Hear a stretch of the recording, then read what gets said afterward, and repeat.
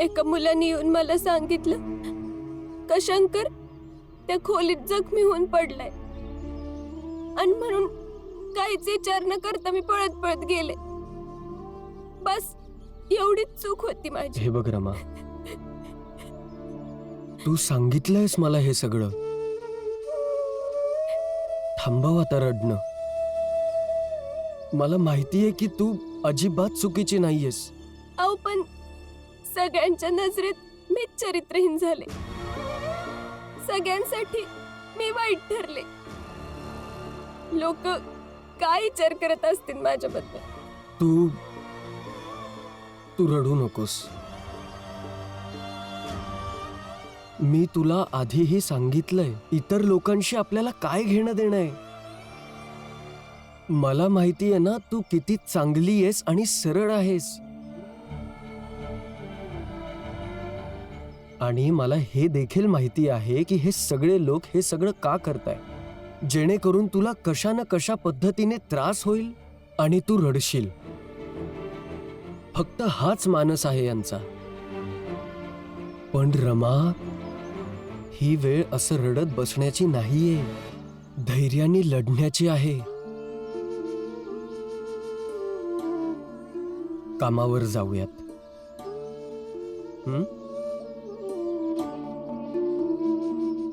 तुमच्या जागी दुसरं कुणी असतं, माझं सगळं काही गेलं असतं. मी आज बरबाद झाले असते. कुणी असं कसं करू शकते एका स्त्री सोबत? परंतु दुसरा कोणी नाहीये ना माझ्या जागी. मीच आहे ना. आता बास झालं हे सगळं. कामावर जाऊयात. आणि रमा, तुला माहितीये हे लोक वारंवार ही गोष्ट का करतायत? कारण वर्षानुवर्ष यांचा हा विचार आहे की एक स्त्री कायम दुर्बळ असते. परंतु रमा, तुला हेच तर सिद्ध करायचंय की रमा दुर्बळ नाहीये. मग काहीही होऊ देत, रमा दुर्बळ नाहीये.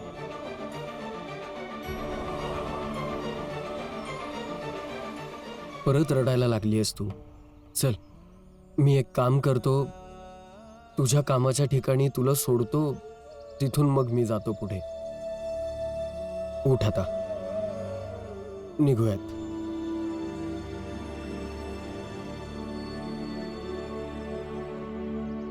हे बघ जिजाबाई, सासू आहेस तू.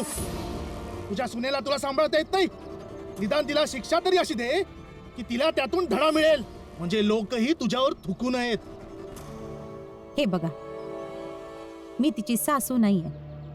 ती मला समजून घेत नाही आणि ऐकतही नाही. सासू आणि जावाचं ऐकलं असतं तर अशी कशाला वागली असती?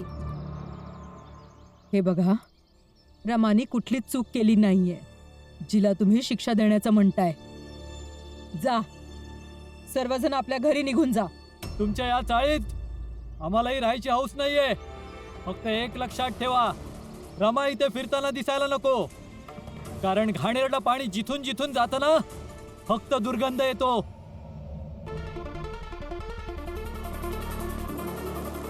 चला रे भावानो, चला.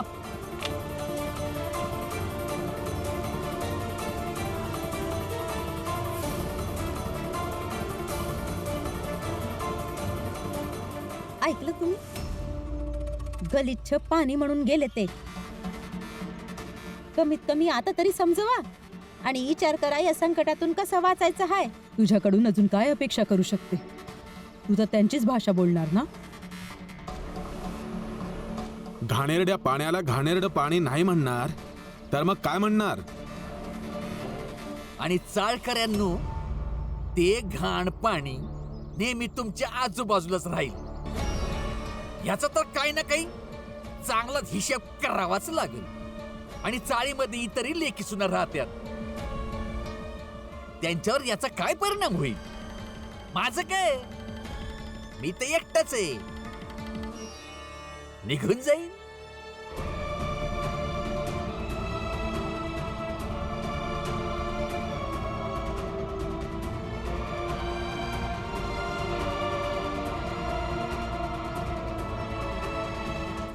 या लवकर या तमाशा बघा, या लवकर या तमाशा बघा या. हा माझा मित्र हाय, स्वतःला किती बी मारून घेतलं तरी दुःख होत नाही. या लवकर या तमाशा बघा या.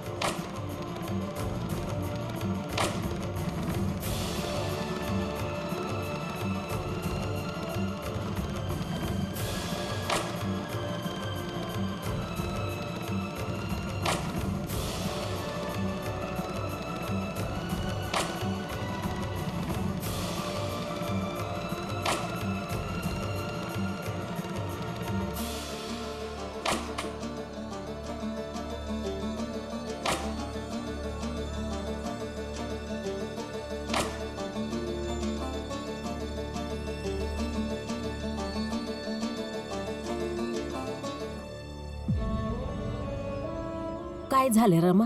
शंकर सापडला? नाही काकी, तुमच्या मुलांनी शंकरच्या नावावरती जाणून बुजून मला तिथे बोलवलं आणि मग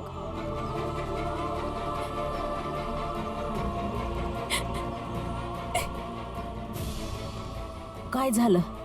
तू कशाला रडतीयस? साधवने काय केलं?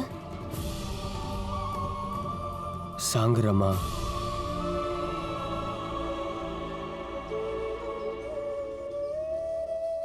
जेव्हा मी इथून पळत त्या खोलीत गेले तेव्हा तिथं मी शंकरला शोधत होते. ताई, शंकर तिथेच आहे. शंकर शंकर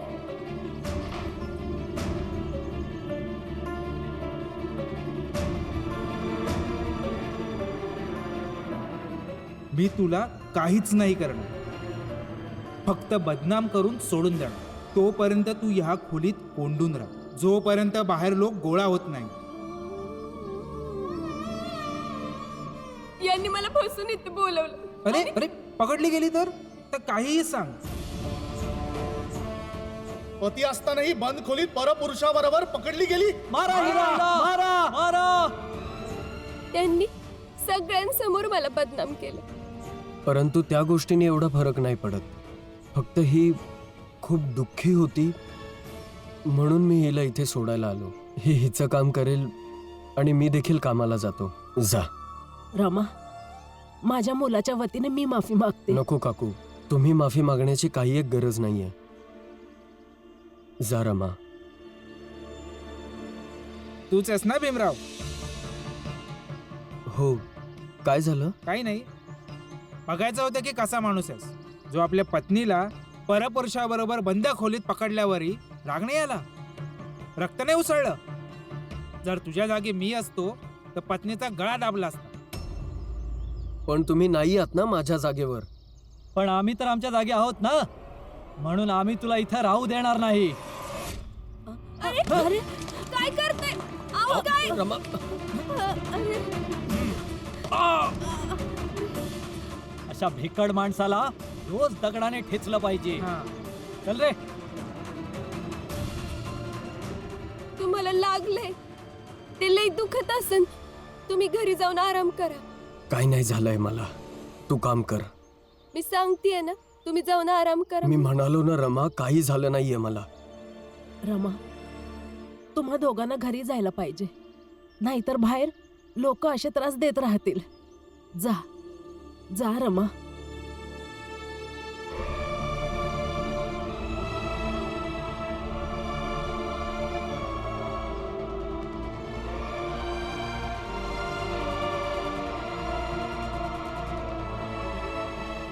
काकू, हे असे दगड मी लहानपणापासून झेलले आहेत. यांना घाबरून काय घरी जायचंय?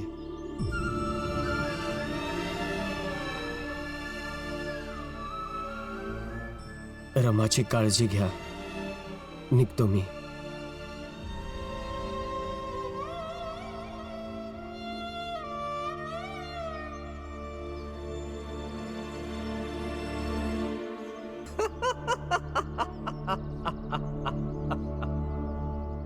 कमाल.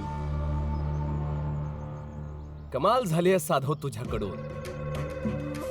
खूपच अप्रतिम काम केलंयस तू. फक्त त्या समाजवाल्यांसमोर भीमरावने कायद्याची धमकी दिली आणि सगळे थांबले. काठीने मारून त्या रमाला समाजातून काढून टाकलंस तर मजा आली असती. येणार, मजा पण येणार, आणखी मजा येणार. आता तर खेळ सुरू झालाय. नरोत्तमजी, तुम्ही तर त्या भीमराव सोबत कॉलेजमध्ये शिकत होता ना?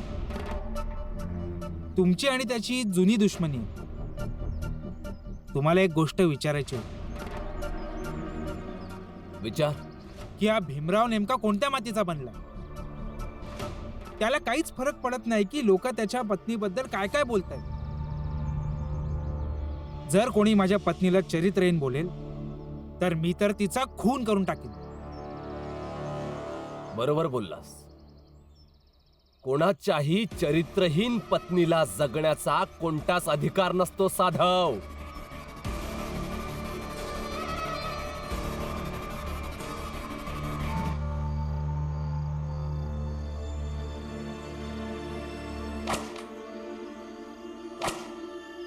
पुरंजन, कालच्यापेक्षा आज आपण जास्त पैसे कमावले. परंतु रामजी, हे काम करून पैसे का कमवायचे? मी आधी पण सांगितलं, आता पण सांगतोय की आपण दुसरं काहीतरी काम शोधूया ना. ते काम करूया. पुरंजन, भाऊक नग होस. आपण काम शोधत आहोतच ना. जर काही काम मिळालं की हे काम सोडून देऊया. पण जोपर्यंत काही काम मिळत नाही तोपर्यंत आपण हेच काम करूया. तसं पण तुम्हाला पैसे मोजण्याची गरज नाहीये. जी, मला काही समजलं नाही. अहो, घरात टकसाळ उघडली आहे. नोटा छापा, मजा करा. कुठे चिल्लरच्या मागे लागताय? तुम्ही स्पष्ट बोला ना, काय म्हणायचं आहे तुम्हाला? तुमच्या सुनेने पैसे कमवण्यासाठी तडजोड करायला सुरुवात केलेली आहे. आता कसली कमी आहे तुम्हाला? मूर्खपणा बंद करा. असं बोलताना तुम्हाला लाज नाही वाटली का? तुमची सून गैरपुरुषासोबत बंद खोलीत पकडली गेली तरी ठीक, आणि हीच गोष्ट जर आम्ही बोललो तर आम्ही मूर्ख.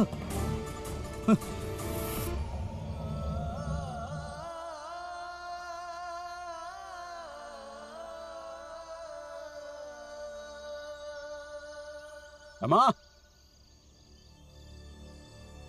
रमा, रमा, बाहेर ये रमा. रामजी, तुम्हाला पण कळलं काय? रितेश भाऊ, वाटत तर आहे. रमा, बाहेर ये. रामजी भाऊ, शांतीने काम घ्या. लोक तर काही ना काही बोलणारच ना. रामजी भाऊ, यात रमाची काय बी चूक नाही हाय. रमा, रमा.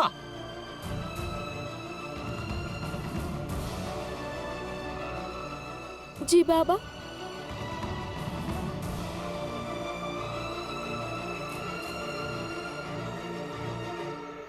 मी तुला इथे यासाठी बोलवलंय कारण मी सगळ्यांसमोर तुला प्रश्न विचारू शकेन. खरं खरं उत्तर द्यायचं. इचारा, चांगल्याने इचारा हिला. आज हिने आपली आबरू मातीत मिसळली. आपण खालच्या जातीतले का होईना, गरीब का होईना, पण कधीच आपल्यावर चरित्रहीनतेचा डाग नाही लागला. इचारा. रमा, खरं खरं सांगायचं, खोटं बोलायचं नाही.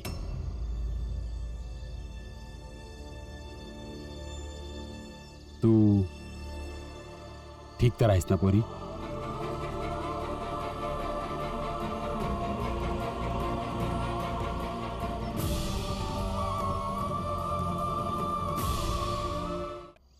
या सर्व लोकांनी तुझ्यावर जे आरोप लावले आहेत त्याने तू त्रासली तर नाहीस ना? तू कोणतेही ग्लानीत तर नाहीयेस ना?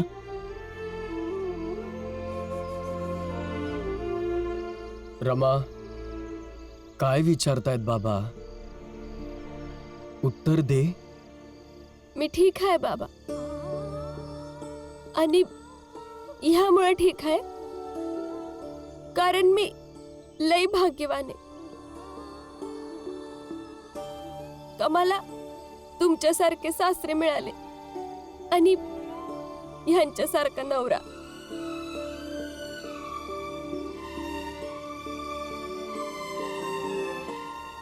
ज्यांनी माझ्याकडे स्पष्टीकरण नाही मागितलं, उलट हे जाणून घेतलं का मी कशी आहे. मी ठीक आहे बाबा, बिलकुल ठीक आहे.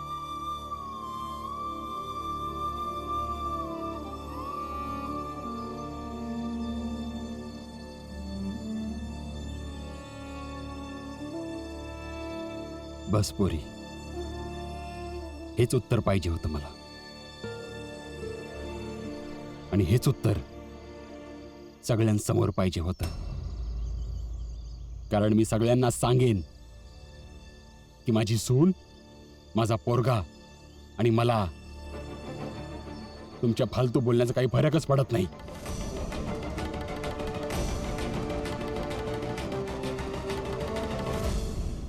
रमा मला मुलीसारखी आहे. तिच्याबद्दल कोणी काहीही म्हणेल, मला काही फरक पडत नाही. मी रमाला जेव्हापासून ओळखते तिचं चरित्र खूपच चांगलं आहे आणि मला पण काही बी फरक पडत नाही कोणी काही पण बोलो.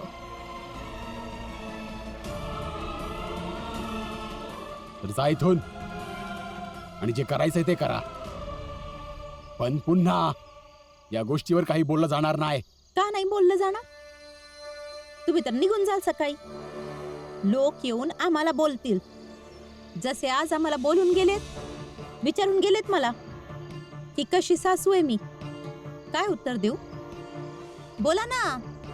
मग त्या लोकांना सांगायला पाहिजे होतं ना की 10 दिवसांपूर्वीच आमच्या घराच्या वाटण्या झाल्यात. ते आता ते शेजारी आहेत, ते काहीही करो, आम्हाला काय देणं घेणं त्याच्याशी. पण बाबा नाही ठेवू शकत आपण असे शेजारी. लक्ष्मी, ओरडताय कशाला तुम्ही? सकाळी तुम्ही पण निघून जाता, लोक आम्हाला विचारतात ना की तुम्हाला.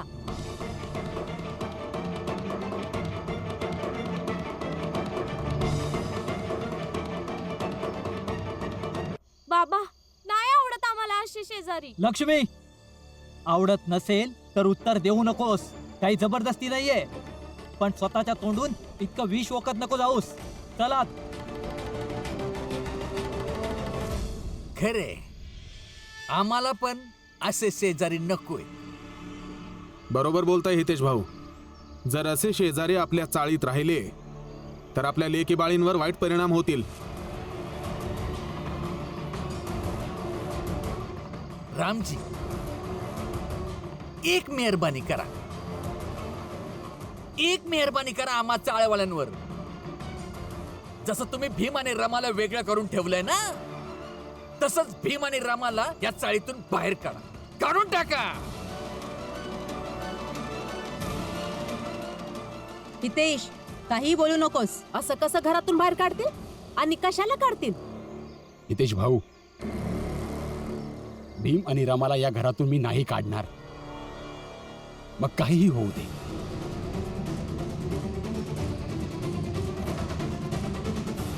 जर तुम्हाला हरकत आहे तर तुम्ही ही चाळ सोडून दुसऱ्या चाळीत जाऊन राहू शकता.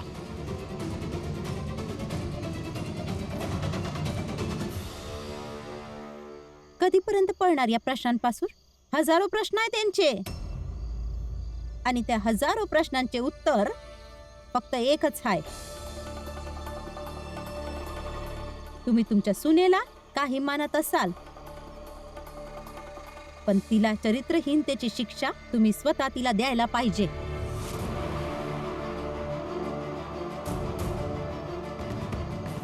रामजी काका, जिजाबाई बरोबर बोलती.